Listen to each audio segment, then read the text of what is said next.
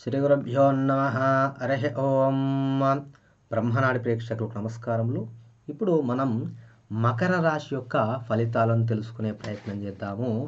మకర రాశి అనగానే మనకు ఏ నక్షత్రాలు అంటే ఉత్తరాషాఢ త్రయపాదం, శ్రవణ ధనిష్టార్థం మకరం. ఉత్తరాషాఢం 3 పాదములు అంటే 2, 3, 4 పాదములు, శ్రవణ నక్షత్రము 4 పాదములు, ధనిష్ట నక్షత్రం 1, 2 పాదములు. వాటి యొక్క అక్షరాలు ఏంటంటే బో జా జీ, బో జా జీ, కీ కు కే కో గా గి. కొన్ని ఎగ్జాంపుల్ పేర్లు చెప్తాను. గణేష్ కావచ్చు, జనార్దన్ కావచ్చు, గీత కావచ్చు, జాహ్నవి కావచ్చు, గౌతమ్ కావచ్చు. ఇలాంటి పేర్లకు సంబంధించిన వాళ్ళు మరియు జన్మతః నక్షత్రాలు ఉంటాయి కదా, జన్మ నక్షత్రాలు ఉత్తరాషాఢ, శ్రవణ, ధనిష్టార్థం నక్షత్రాలు. ధనిష్ట ఉత్తరాషాఢ నక్షత్రము, శ్రవణ ధనిష్ట నక్షత్రాలు వీళ్ళందరూ కూడా మకర రాశిలోకి వస్తారనమాట. వీరి యొక్క తత్వము మరియు ఏ విధంగా ఉంటుందో తెలుసుకుందాము. ఇది మొసలికి, క్రొకడైల్కి సంకేతం అనమాట. ఇది భూతత్వ రాశి. దీనికి శనేశ్వర భగవాను అధిపతి మరియు ఇది చరరాశి. వీరు కష్టపడి పనిచేసేవారు, హార్డ్ వర్కర్స్. ఎక్కువగా సమయం తీసుకునే పనులకు, ఉదాహరణకు రోడ్డు నిర్మాణం కావచ్చు, లేకపోతే ఏదైనా పెద్దగా పనులు చేయడంలో వీరు దిట్టగా ఉంటారు. మేషరాశి వారు తక్కువ సమయం పట్టే పనులు చేస్తారు, కానీ మకర రాశి వారు ఎక్కువ సమయం పట్టే పనులకు అంటే ఓపికగా మరియు ఖచ్చితంగా పూర్తి చేయగలుగుతారనమాట. వీరికి మంచి మేనేజ్మెంట్ నైపుణ్యాలు ఉంటాయి, ఎందుకంటే వీరు భూతత్వ రాశి అనమాట మరియు చరరాశి లక్షణాలు కలిగి ఉంటారు. వీరి యొక్క స్వభావం మరియు గుణం ఏంటంటే కష్టపడే తత్వము, గొప్ప ఆశయాలు కలవారు, బాధ్యతాయుతంగా ఉంటారనమాట. వీరి బలం మరియు బలహీనత ఏంటంటే క్రమశిక్షణ అనేది వీరి యొక్క బలం, నిరాశావాదం అనేది వీరి యొక్క బలహీనత. మొత్తంగా చూసుకున్నట్లయితే ఇది ఒక చరరాశి, శనేశ్వర భగవానుడు అధిపతి. అదేవిధంగా భూతత్వ రాశి. భూతత్వ రాశి అంటే ఎంత పెద్ద కష్టం వచ్చినా కానీ దాన్ని మోయగల శక్తి ఉంటుందన్నమాట. లేట్ ప్రాసెస్, ఇప్పుడు రోడ్ కన్స్ట్రక్షన్ కావచ్చు, ఏదైనా బిల్డింగ్ కన్స్ట్రక్షన్ కావచ్చు, ఏదైనా సరే ఓపికతోటి ఈరోజు ఏ విధంగా ఉంటుందో వాతావరణం అర్థం కాదనమాట. రేపు ఏ విధంగా ఉంటుందో వాతావరణం అర్థం కాదు. వ్యవసాయం కూడా చెప్పాలంటే వ్యవసాయం కూడా కావచ్చు, ఏదైతే హార్డ్ వర్కింగ్గా పనులు ఉంటాయో అవన్నీ ఈ రాశి వారు అనేది వాళ్ళ భుజాల మీద వేసుకొని చేస్తారనమాట. అంత ఓపికతో ఉంటారనమాట.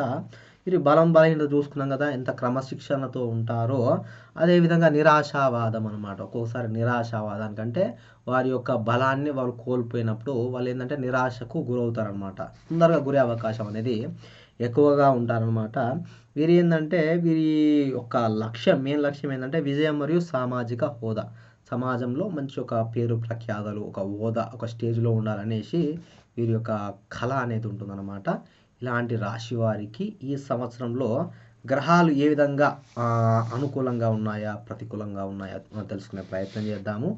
ముందుగా శనేశ్వర భగవానుడు 3వ స్థానంలో సంచరిస్తున్నాడు, గురు భగవానుడు 6వ స్థానంలో సంచరిస్తున్నాడు, రాహు 2వ స్థానంలో, కేతువు 8వ స్థానంలో సంచరిస్తున్నాడు అనమాట. వీరికి మాత్రము ఏలనాడు శని దోషం పోయినట్టే అనమాట. ఇప్పుడు మకర రాశికి అనేది 3వ స్థానంలో శనేశ్వరుడు అనేది చాలా బలంగా అనమాట.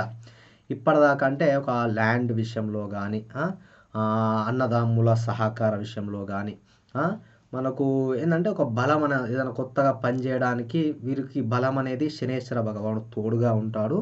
కాకపోతే వీరికి గురుడు 6వ స్థానంలో సంచరిస్తున్నాడు. 6వ స్థానంలో సంచారం అనేది గురు బలానికి అంత బాగుండాలన్నమాట. కాకపోతే జూన్ 1 వరకు ఓపికగా ఉండాలి, ఎందుకంటే జూన్ 1 తర్వాత మీకు గురు భగవానుడు కర్కాటక రాశిలోకి ఎప్పుడైతే మారుతాడో 7వ స్థానం యొక్క బలం అనేది ఏర్పడుతుంది. అప్పటిదాకా శనేశ్వర బలం ఉన్నప్పటికీ కూడా గురు బలం లేకపోతే కొత్తగా ఏదైనా స్టార్ట్ చేస్తే మాత్రం ఇబ్బంది పడే అవకాశం ఉంటుంది. అదేవిధంగా ఇంట్లో కూడా సమస్యలు ఎదుర్కొనే అవకాశం ఉంటుంది. ఇంట్లో వాళ్ళ కొరకు ఖర్చులు పెట్టే అవకాశం ఉంటుందన్నమాట. మన ఫ్యామిలీ కొరకు ఖర్చులు అయ్యే అవకాశం ఉంటుంది. ఒకవేళ మన ఇంట్లోనే అనారోగ్య సమస్యలు కూడా వచ్చే అవకాశం ఉంటుందన్నమాట. అదేవిధంగా రాహు 2వ స్థానం సంచారం వలన కుటుంబ సమస్యలు, కుటుంబం కొరకు మనకు నష్టం చేసుకోవడం కానీ, మనము వ్యాపార నష్టం ఇలాంటివి కూడా మనకు వచ్చే అవకాశాలు ఉంటాయి. అదేవిధంగా కేతువు 8వ స్థానం యొక్క సంచారం వలన ఏ విధంగా ఉంటుందంటే అంతగా అనుకూలించదు. ఎక్కడి నుంచి సమస్య వస్తుంది? ఎందుకంటే డీప్ ఉంటుందన్నమాట సమస్య, అర్థం కాకుండా ఉంటుంది. అదే సంతానం విషయానికి ఇప్పుడు గురుడు అనుకూలంగా లేడు ఎప్పటిదాకా జూన్ వరకు. అదే ఈ రాశివారు ఎక్కడన్నా మీరు చూపించుకున్నట్లయితే కేతు యొక్క మాయ వలన ఏముందంటే సంతాన సమస్యలని చెప్తారనమాట. ఆ విధంగా లేట్ సంతానం కావచ్చు, ఆ వ్యాధి ఎందుకు వచ్చిందో అర్థం కాకుండా ఉండే సమస్యలు కావచ్చు. 8వ స్థానం సంచారం అనేది మనకు వేరే తెలియని వ్యాధులు కూడా సంక్రమించే అవకాశం కూడా ఉంటుందన్నమాట. ఈ విధంగా ఉంటుంది. మీకు శనీశ్వర భగవానుడైతే చాలా బలంగా ఉన్నాడు. ఏదొచ్చినా గానీ తట్టుకుని నిలబడే శక్తి అయితే తప్పకుండా ఉంటుంది. కొద్దిగా గురుబలం వచ్చేంత వరకు కూడా మీరు ఓపిక పట్టాల్సిందే. ఎందుకంటే అప్పటిదాకా కూడా మీకు ఇబ్బంది కలుగుతుంది. డిసెంబర్ 5 దాకా రాహుకేతుల యొక్క మీకు చెడు ఫలితాలనేది మీరు అనుభవించే అవకాశం ఉంటుంది. తర్వాత శుభ ఫలితాలు రాహు వచ్చేసి మీకు మారతాడనమాట. అప్పటిదాకా కూడా మీరు కొద్దిగా ఎక్కువ ధనం విషయంలో గానీ, ఆరోగ్య విషయంలో గానీ జాగ్రత్తగా ఉండాలి. ఇప్పుడు రవి గ్రహము, చంద్రగ్రహము, అదేవిధంగా కుజ, బుధ, శుక్రులు ఏ విధంగా సంచరిస్తున్నారో తెలుసుకునే ప్రయత్నం చేద్దాము. సూర్య భగవానుడు వచ్చేసి 3వ స్థానంలో సంచరిస్తున్నాడు. కుజ భగవానుడు వచ్చేసి 2వ స్థానంలో, బుధుడు 2వ స్థానంలో, శుక్ర భగవానుడు వచ్చేసి 3వ స్థానంలో సంచరిస్తున్నాడు. ఇవి మీకు కేవలము ఒక నెల వరకే పరిమితిస్తాయన్నమాట. ముందు చెప్పిన ఫలితాలు అనేవి సంవత్సర ఫలితాలు లెక్క మీకు ఉంటాయన్నమాట. ఎందుకంటే ఎక్కువ రోజులు ఉంటాయి అవి. ఇవి ఒక నెల తర్వాత మళ్ళీ ట్రాన్సిట్ అవుతూ ఉంటాయి. కుజ భగవానుడు ఒక 3 నెలల వరకు ఉంటుందన్నమాట.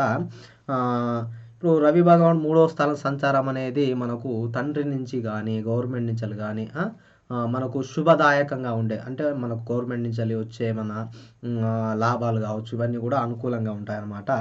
అదేవిధంగా బుధుడు 2వ స్థానంలో ఏదైనా వ్యాపార విషయంలో కానీ, లేకపోతే మన సొంత బుద్ధి, సొంత ఆలోచనలు కూడా చక్కగా పనిచేసే అవకాశం ఉంటుందన్నమాట. అదేవిధంగా శుక్రుడు 3వ స్థాన సంచారం వల్ల కూడా కొద్దిగా లక్ష్మీ కటాక్షం కలగడం కానీ, లేకపోతే అన్నదమ్ముల నుంచి మనకు మనకు కొద్దిగా డబ్బులు లాంటి లేదా హెల్ప్ లాంటివి జరిగే అవకాశం ఉంటుంది. లేకపోతే వాళ్ళ యొక్క శుభకార్యాలకు మనము ఖర్చు పెట్టడం కానీ, లేకపోతే ఒక మంచి పనికైతే శుక్రుడు మీకు అనుకూలించడం జరుగుతుందన్నమాట. అదేవిధంగా కుజుడు 2వ స్థానంలో ఉండడం వలన మీకు ఏమైపోతుందంటే, కుజుడు 2వ స్థానంలో తోటి ఫ్యామిలీ తోటి వివాదం, లేకపోతే ఫ్యామిలీ కొరకు ఖర్చులు ఇలాంటివి కూడా ఎక్కువ చూపిస్తాయన్నమాట. ఆ విధంగా చూసుకోండి. ఎక్కడైతే ఇబ్బంది ఉంది అంటే మీకు రాహు కావచ్చు, కేతువు కావచ్చు, అదేవిధంగా కుజ భగవానుడు కావచ్చు కొద్దిగా ఇబ్బందికరంగా ఉన్నారు. వీరికి తగిన విధంగా 3 గ్రహాలకు ఒకసారి చేయలేకపోతే మాత్రం చక్కగా శివాలయానికి కానీ, విష్ణు ఆలయానికి కానీ, దుర్గా భవాని ఆలయానికి కానీ ఎక్కడైనా సరే మీ శక్తి అనుసారం చేసుకునే ప్రయత్నం చేయండి.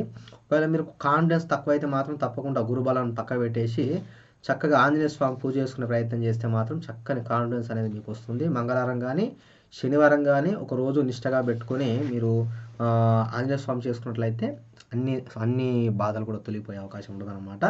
ఈ వీడియో కనుక మీకు నచ్చినట్లయితే లైక్ చేయండి, షేర్ చేయండి, సబ్స్క్రైబ్ చేయండి. శుభం భూయాత్.